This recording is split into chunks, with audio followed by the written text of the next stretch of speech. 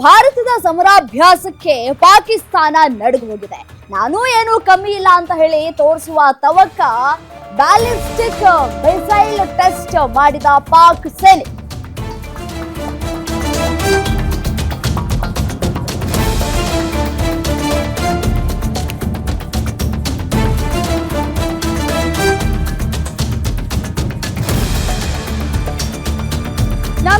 Kilometre ದೂರ ಕ್ರಮಿಸಬಲ್ಲ ballistic missile Ganga express ನಲ್ಲಿ ಭಾರತೀಯ ವಾಯುಸೇನೆ ಸಮರಾಭ್ಯಾಸ ಮಾಡ್ತಾ ಇದೆ. ಅದಕ್ಕೆ ಪ್ರತಿಯಾಗಿ ತನ್ನ ಬಾಹು ಪರಾಕ್ರಮವನ್ನ ತೋರ್ತಾ ಇದೆ ಪಾಕ್.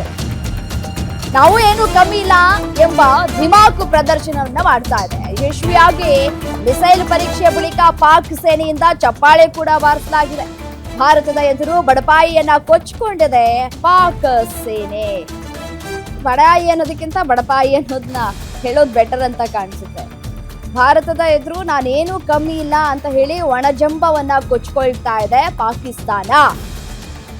ಈ ರೀತಿಯಾಗಿ ಒಣಜಂಬ ಕೊಚ್ಕೊಳ್ಳೋದನ್ನ ಬಿಟ್ಟು ಬೇರೆ ಬೇರೆ ದೇಶಗಳ ಬಳಿ ಯಾವ ರೀತಿಯಾಗಿ ಭಿಕ್ಷೆ ಬೇಡ್ತಾ ಇದ್ದೀರಿ ಅನ್ನೋದು ಗೊತ್ತಿದೆ. ಇದೆಲ್ಲವೂ ಕೂಡ ಒಣಜಂಬ ಅನ್ನೋದು ಗೊತ್ತಾಗ್ತಾ ಇದೆ. ನೀವು ಏನೇ ಪ್ರಯತ್ನ ಮಾಡಿದ್ರು, ನೀವು ಹಾರಾಟ ಚೀರಾಟ ಮಾಡಿದ್ರೂ ಕೂಡ ನಮ್ಮ ಭಾರತೀಯ ಸೇನೆ ಅದೆಲ್ಲದಕ್ಕೂ ಸಿದ್ಧವಾಗಿದೆ, ಸನ್ನದ್ಧವಾಗಿದೆ.